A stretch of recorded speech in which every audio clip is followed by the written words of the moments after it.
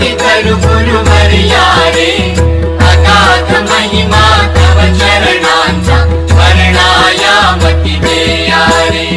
धाडसी मनीचे सर्व सम